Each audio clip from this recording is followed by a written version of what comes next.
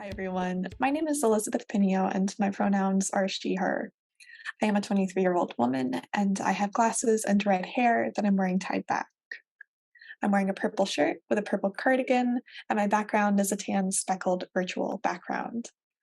I am a white, cisgendered, disabled, late diagnosed autistic woman.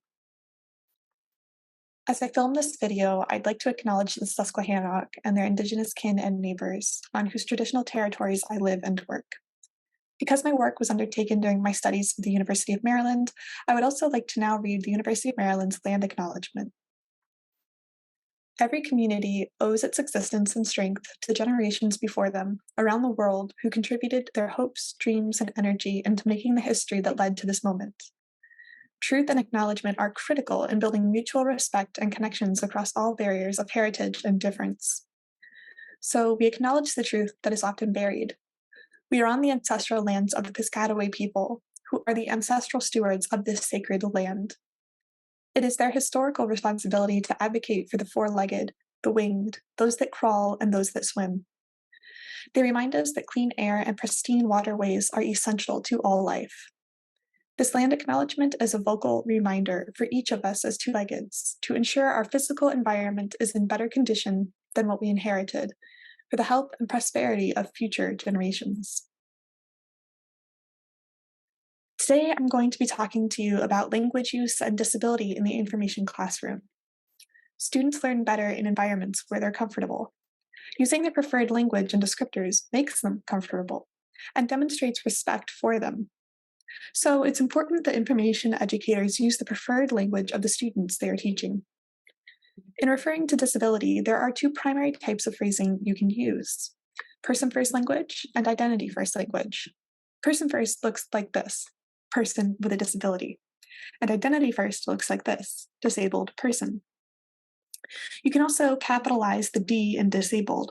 Not everyone does. It's a newer choice that some disabled people are making, following in the steps of the deaf, blind, and autistic communities to signify the identity and culture status of being disabled.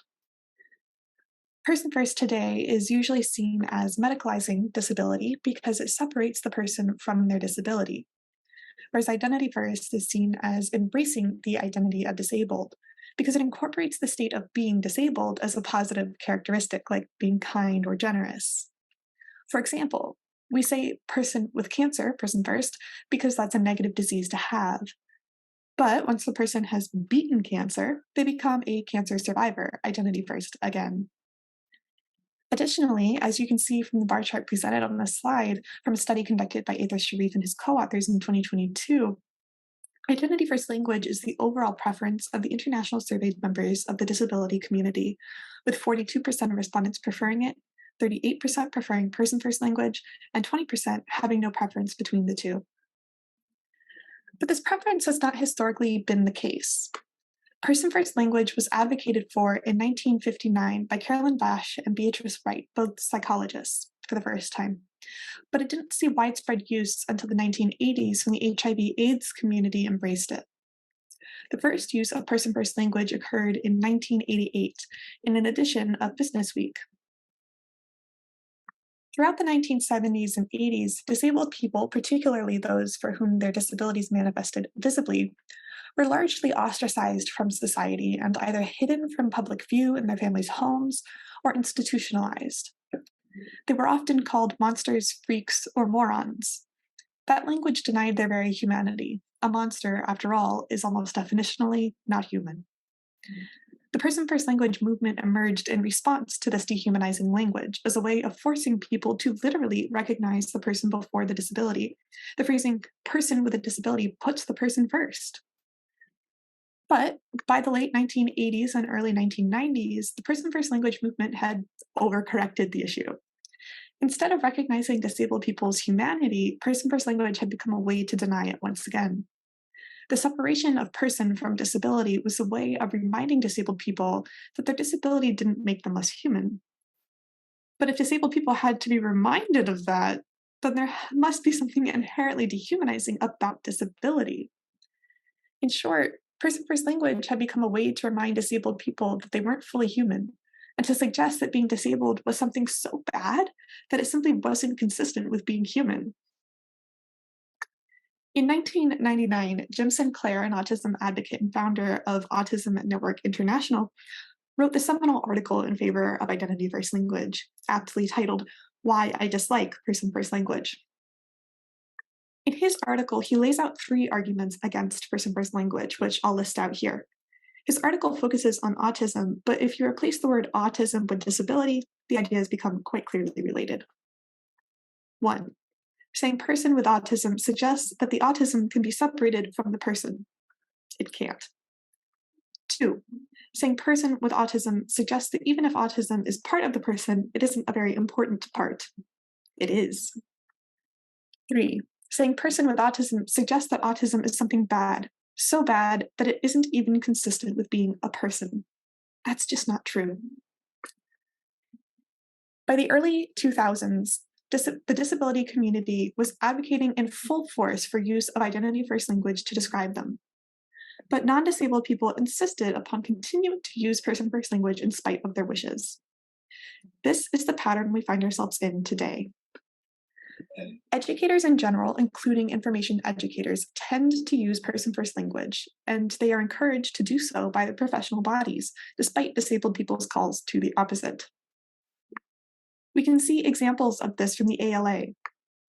This is the LibGuide from the American Library Association on available library services to disabled people. It uses person first language throughout, as well as in the ALA created resources it links to. This gives the impression to librarians and other information professionals looking for guidance on language use that this is the language endorsed by the ALA. We also see this type of implicit encouragement from the National Education Association. This post, published in 2022, uses person first language despite the fact that autistic people have been advocating for decades, like Sinclair was, for use of identity first language to describe them. This is the closest the NEA gets to a direct statement on language use and disability, which is itself an issue, given that Punsley, the guest writer who wrote this article, is not actually representative of the NEA's views. We also see this type of encouragement on the EduTopia website, which is a blog site that posts classroom suggestions and ideas for educators. In this article, person first language is directly advocated for. Yet AHEAD, the Association on Higher Education and Disability, gets things right and advocates for use of identity first language. AHEAD is a professional organization for those involved in disability in higher education, like EDA coordinators, diversity officers, student affairs coordinators, etc. This page is their statement on language, which explains and provides the reasoning behind their movement to identity first language in their materials. It also gives a well-researched and representative further reading section for those interested in learning more. Information professionals, on the whole, tend to be people who desire the best for their students and users and would not voluntarily use non-preferred language to refer to them. Moreover, the continued encouragement to use person first language against the wishes of the disability community itself goes against information professionals' professional responsibility not to spread harmful or untrue information, because it implicitly makes an endorsement of incorrect information about a group's preferences. So, what do we do to change this reality? The most important thing we as information educators can do is to use identity first language. It might be difficult at first, but it's vitally important and incredibly meaningful. On a broader level, there are also implementation plans we can turn to.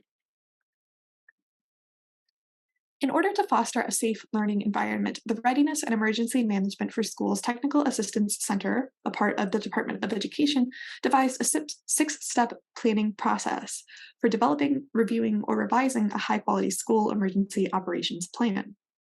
These steps were originally put together for use in physical safety preparedness, but they are more than applicable to the concept of language use that we're discussing here. The first step of their plan is to form a collaborative planning team. In an information context, this team might include a classroom staff or the librarians actually doing the teaching, along with non-classroom staff like other reference librarians, administrators, or library personnel. Student representatives are particularly important to this team's success. In the second step, the collaborative planning team works to understand the situation by identifying threats and hazards. For example, in this context, that might be the use of non-preferred language. In order to gain this information, the team can conduct anonymous surveys of both students, instructors, and any other library staff. The third step is for the collaborative planning team to determine goals and objectives for any problems identified in the second step. The goals and objectives should aim to prevent problem behaviors from occurring in the first place, meaning that they address the underlying attitudes of the members of the library community, not just the side effects of those attitudes. The fourth step is to develop a plan or a course of action for accomplishing step three's objectives. According to the Readiness and Emergency Management for Schools Technical Assistance Center, quote, an important component of this step is to use scenario-based planning to imagine the different ways that a threat or hazard may unfold, and the steps the school and community partners should take to address that threat or hazard, end quote. How specifically will you be addressing non-preferred language use? The fifth step is to put together and share the formal emergency operation plan. This plan explains what the issues identified are, what the plan to address them is, and how the collaborative planning committee plans to work with them on an ongoing basis. Finally, in the sixth step, the emergency operation plan is shared with any involved stakeholders. The stakeholders are trained on their responsibilities, and the plan is implemented. The collaborative planning committee continues to review the plan periodically and to make adjustments or revisions as needed.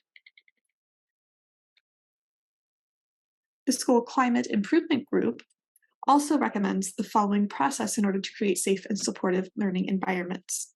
This is an alternative. First, engage students in the planning process.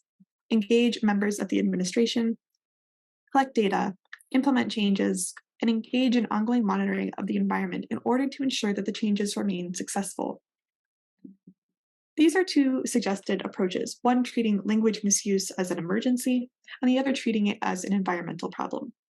What they both make clear is that the deep systemic changes will need to be made in order to address language use in information education spaces.